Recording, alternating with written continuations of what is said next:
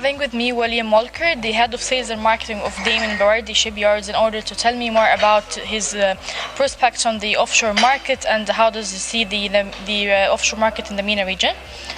Thank you, William, for being with us in Marasi News. Thank you, Efat. So, you have been one of the panelists today in one of very interesting discussions about the current state of the offshore market, and you as well working in Damon Bawardi, which is actually making a great progress, especially in the MENA region and the UAE in specific. So, from your experience, how do you see the offshore market is doing nowadays? I think one of the feedbacks this morning was actually quite positive, that at least people seem to have turned the corner. They are thinking about new ideas, new markets, they see things are improving. I must say, as a shipyard, we cannot see it yet. What we do see, hopefully, if the rigs go back to work, cash flow improves, business improves, then people will come to a shipyard to do maintenance. But for now, we think for a shipyard, recovery will be somewhere in the middle of 2019. Yeah. 2019, so not even next year? No, we cannot see it improving a lot.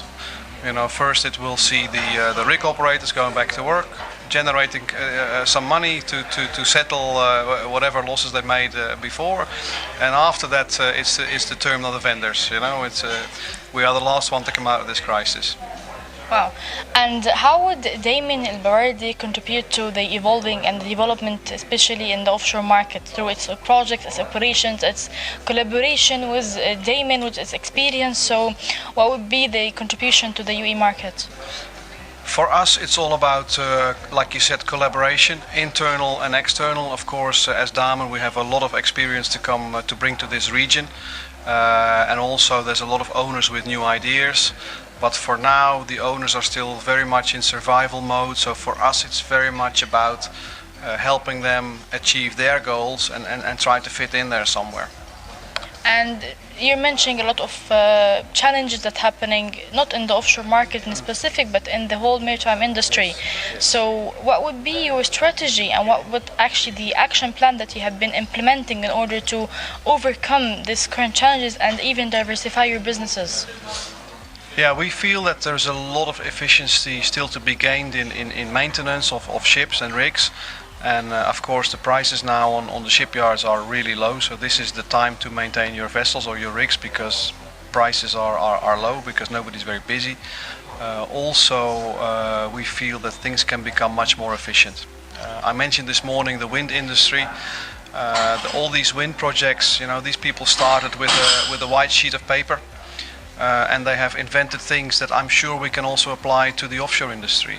If you see the walk-to-work vessels, there's about 4 or 5 now in operation on the North Sea. Very successful in the wind industry. It's an established model for wind. I'm sure if oil and gas operators are willing to have a look at this, they can also see some synergies with the oil and gas business. There are many unmanned rigs around the world, so this vessel will also be very suitable for oil and gas. But that means a new thinking for the oil and gas people. And what are your prospects for 2018? You mentioned just now that the industry will be evolving in 2019. What about next year? Are we still facing the same challenges of this year, or are they going to be a little bit changed for the 2018?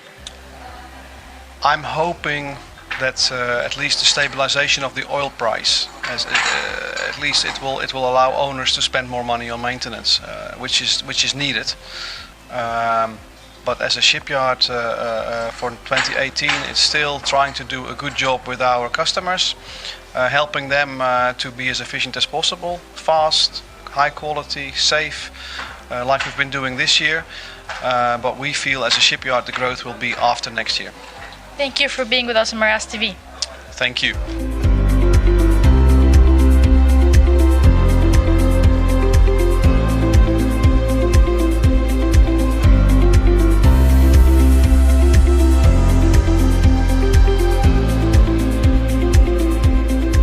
Dear customers in Marasi News TV, today we have Mr. Eric Henriksen, the Vice President of Offshore Class from the NVGL.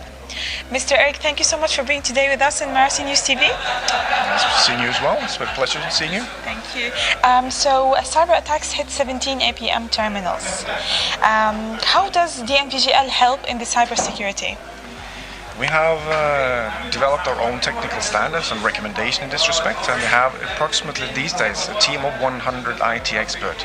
We're working with cybersecurity, how to protect, and also provide services in this respect. So we are trying our best to assist industry, and I think it's one of the leaders in this respect, at least in Europe, in the cybersecurity, and helping not only the shipping industry but offshore and general public. Okay, to what extent does the NVGL help in enhancing the maritime standards? That's what we're here for. We are basically developing our standards and seeing the trends when happening, the new changes in the world. Of course, sometimes accidents happen, and we also then correct our standards in that respect, but we're also trying to be before that accident happen and try to have the preventive requirements and recommendations in this respect. So we do our best every day. And how do you see the future of the maritime sector in a decade from now? I will see a kind of a change now, because you see now they're doing research with autonomous ships. How they're going to do this, do the autonomous ships by sailing on their own?